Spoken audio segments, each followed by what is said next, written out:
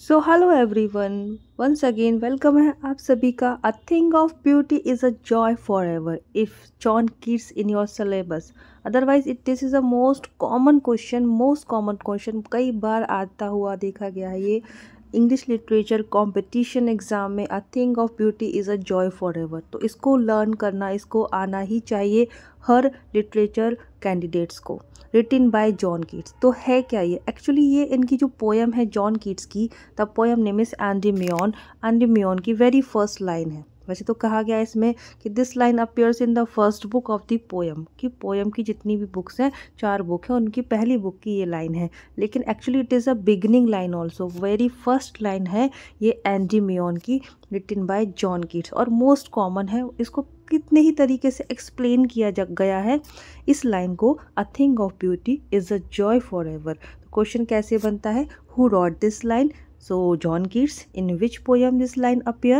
So the poem name is Endymion. Okay. Or what is the beginning line of Endymion? So a thing of beauty is a joy forever.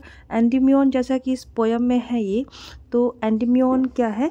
एक shepherd होता है। Okay.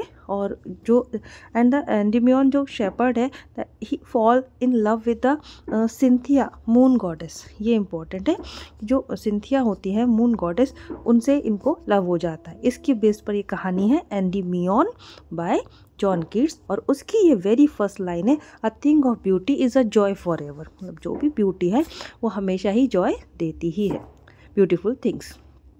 Endymion जो कि publish हुआ है 1818 में। Okay, 2 time 18 है, जल्दी याद हो जाएगा। अब इन्होंने ये जो पोएम है एंडीमियन, इन्होंने ये किसको डेडिकेटेड की थी? तो वो है हमारे थॉमस चैटरटन। जॉन कीट्स ने इनको ये पोएम डेडिकेट की थी। थोड़ा सा जॉन कीट्स को भी जान लेते हैं। 1795 में बॉर्न हुए हैं ये लंदन यूके में। 1821 में इनकी डेथ हो जाती है इटली में। ओनली 25 ईयर्स ही ये रहे, लाइफ इनकी रही, 25 साल का जीवन था, और ट्यूबरक्लोसिस से इनकी डेथ हो जाती है। सेकंड जनरेशन है रोमांटिक पोइट्स की, इम्पॉर्टेंट है ये। ओके स्टूडेंट्स, तो मेन जो मैंने पॉइंट बताने रहा आपको, अ thing of beauty is a joy for ever.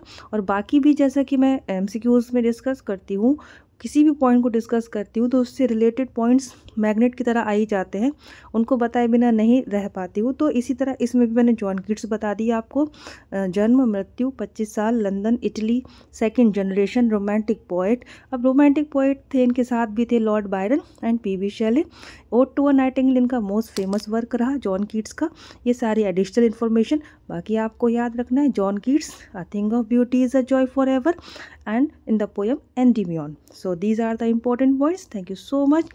Like share comments करते रहिए एंड खुश रहिए, पॉजिटिव रहिए। जय हिंद।